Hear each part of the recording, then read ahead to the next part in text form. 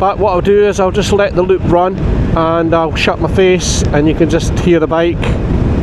I'm on the VFR1200F. This is a 2014 model. Enjoy.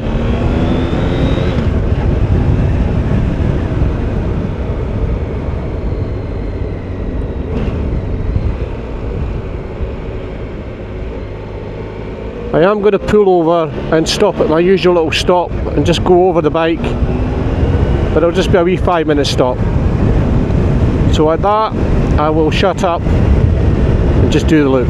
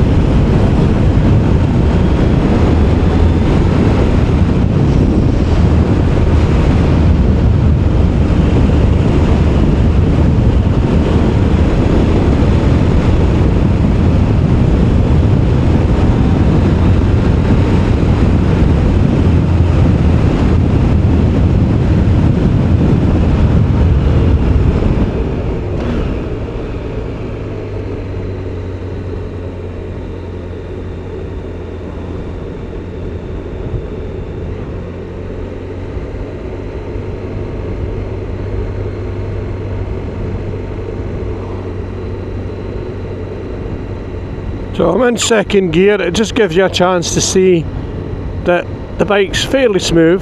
I've said before that these bikes can be sometimes a little bit jerky. The later models were better, you know, after I think 2012,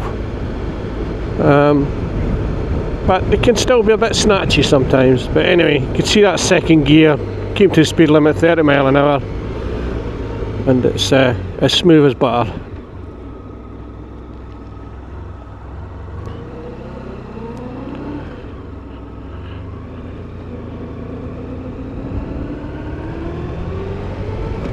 You'll also see that as much as I'm trying not to be naughty, it's very easy to overtake on this bike, and you've got to watch the speeds because it just doesn't feel that fast. It can motor along at a fair rate.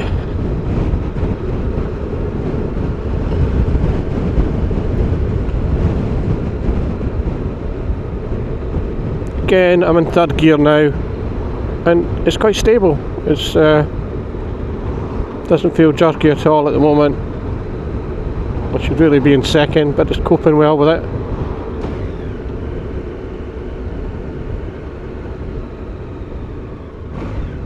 What the sugary hell are you doing?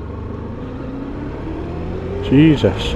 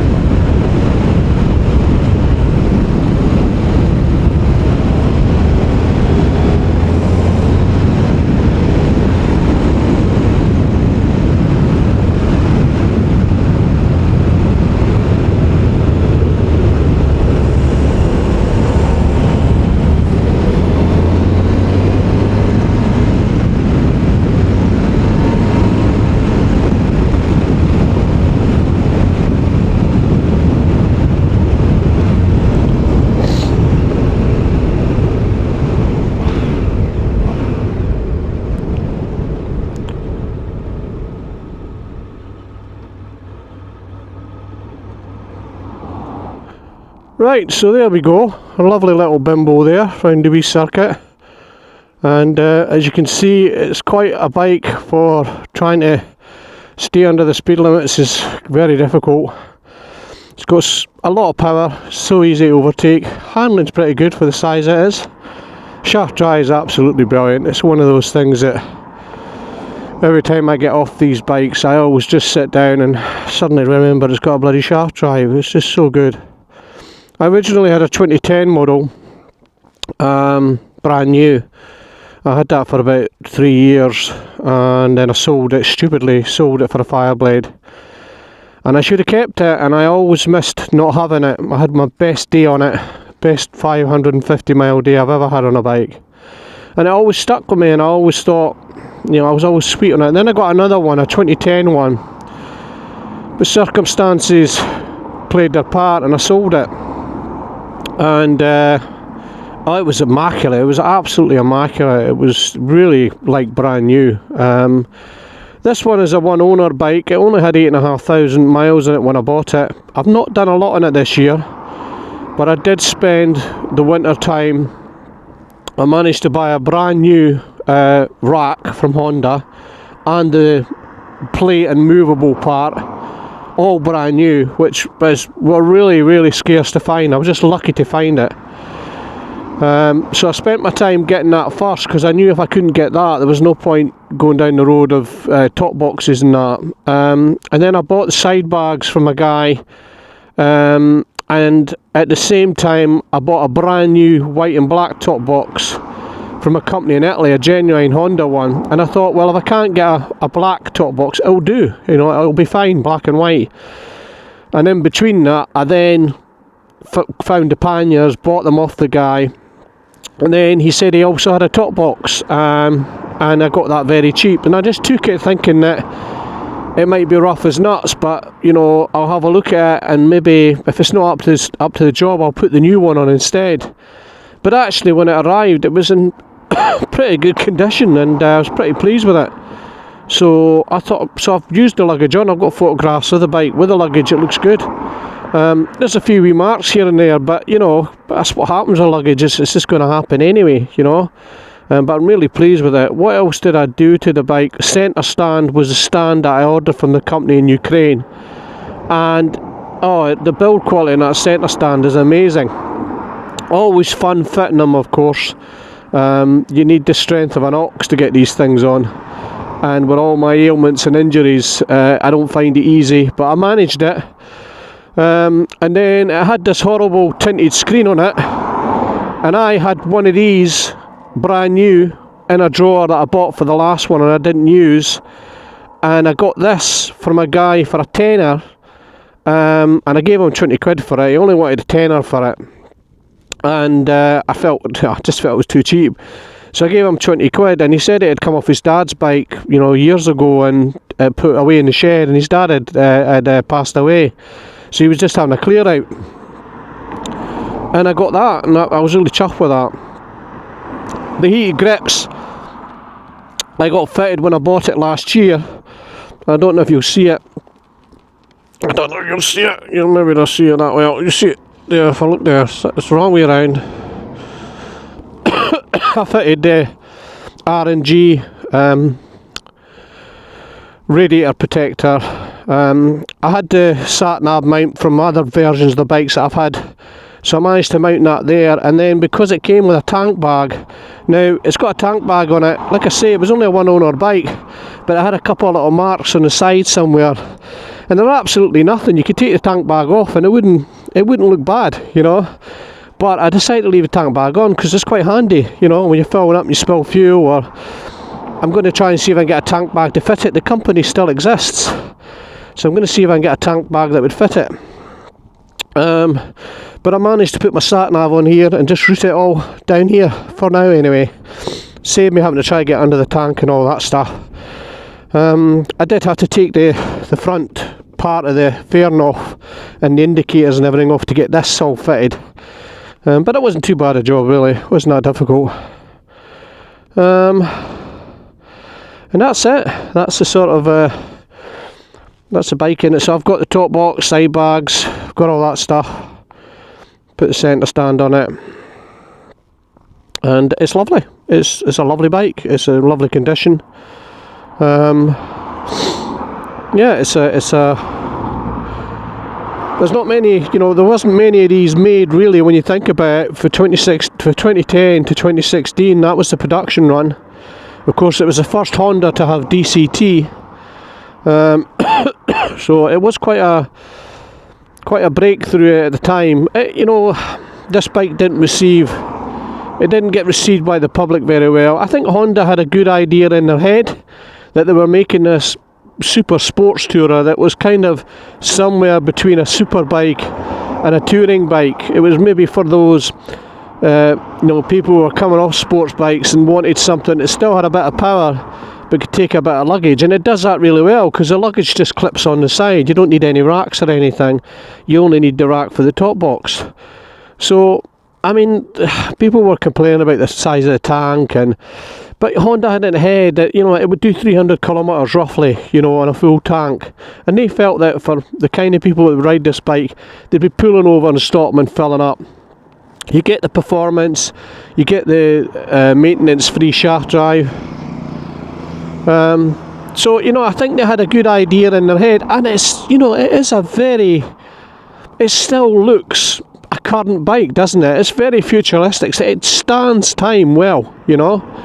And of course it is a V4, and Honda don't make them anymore, you know. So it's just a great bike. I know that, you know, people will go on about the 750s and 800s. Now I've got the 750, I've got a 1991 750, and I love it to bits. The gear driven cams is one of the greatest things that was ever put on a motorbike. But I still love this motorbike too. I still think this was a great creation from Honda.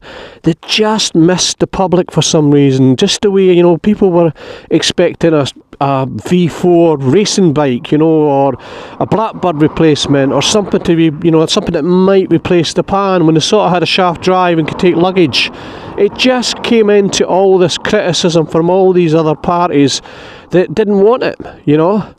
And I just think Honda somehow missed a trick the way they try to advertise it. And it's sad that it only had a 6-year run. Anyway, I'm going to stop. Well, I'm not going to stop, but I'm going to, you know, that's all I'm going to say about the bike. I've had it almost a year now. It goes in a week's time or something. I'm going to put it in for a service. I'm just going to get dealer service now. Keep the book stamped up.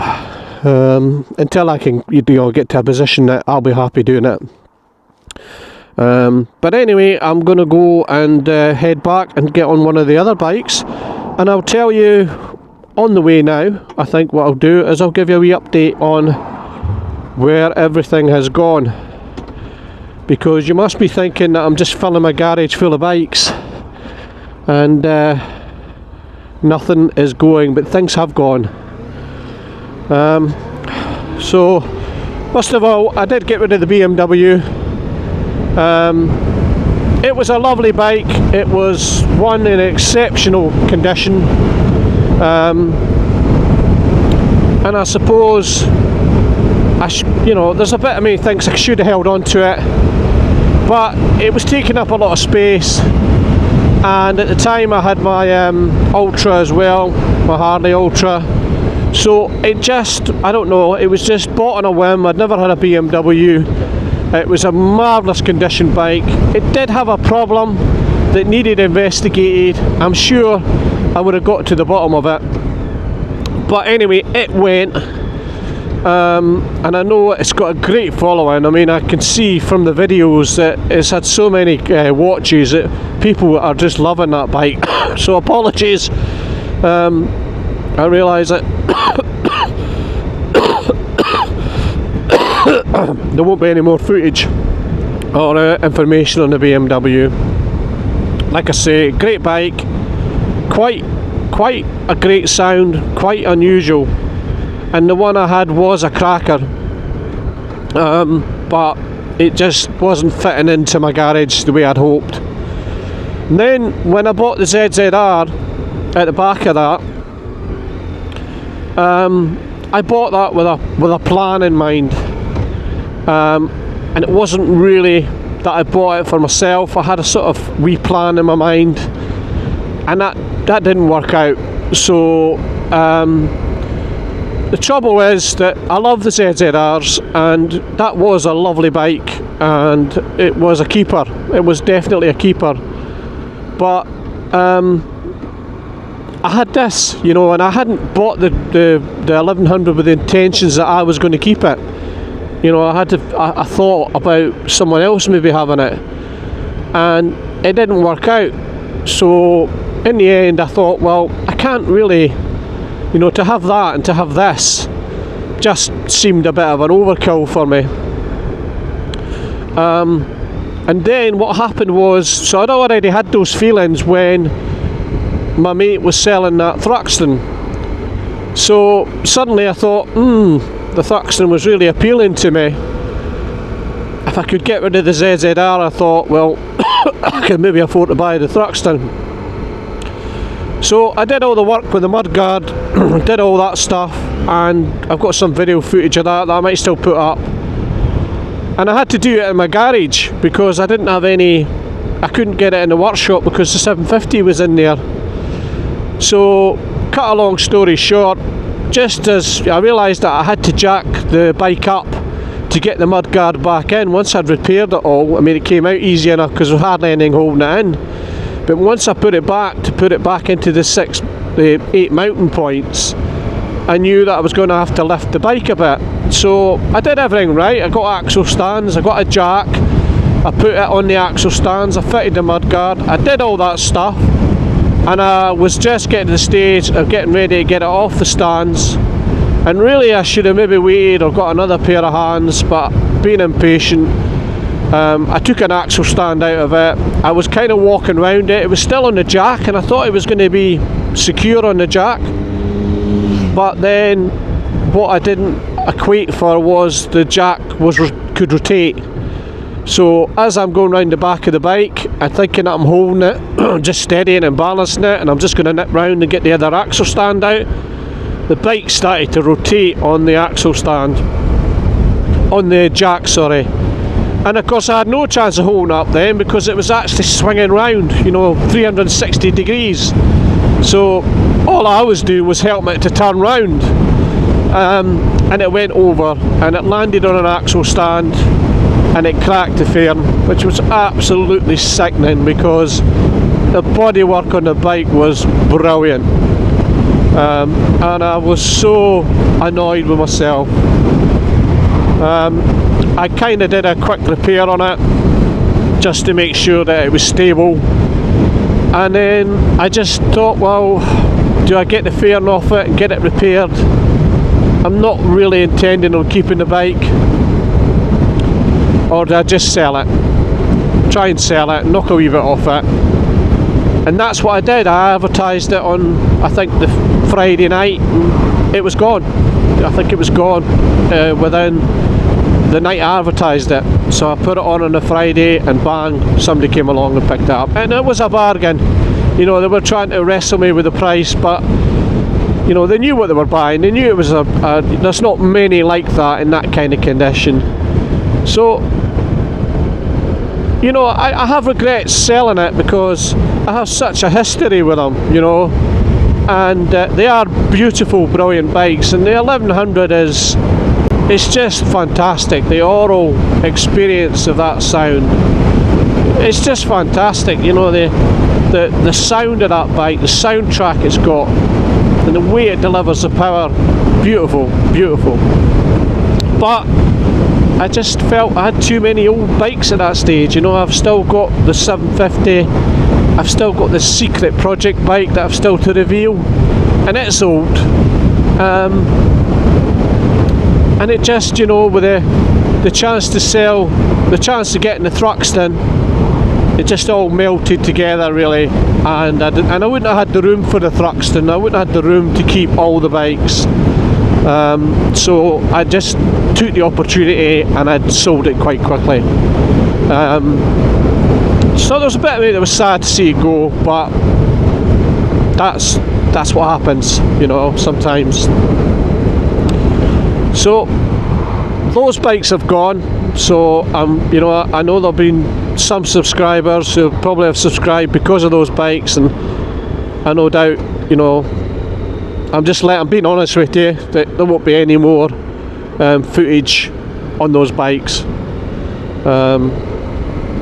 So apologies.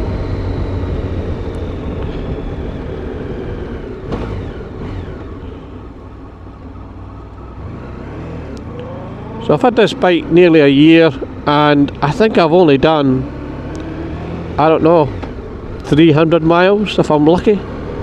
Quite terrible really. I don't know what went wrong. I bought it in the summer and I had plenty of time to maybe use it in the summer, and I didn't. I think I just was doing things with other bikes, and then I spent the time getting all the bits for it, which took a little bit of time over the winter to collate all the sort of accessories that I wanted for it. And then of course the Harley, I was trying to run that in this year and get the miles done, so the season started off really with everything being done on the Harley. So I haven't really done a lot of miles in this bike, so it's going in for its service, and it's done. It's not really needing a service, but I always believe that you should change the oil every year, you know, even if you don't do the miles, oil and filter. To me that's just a definite yes, you know. Anyway, I'm going to now get the next bike and do the next run. I'll split these videos up just like I did before, so you can watch whatever one you're interested in.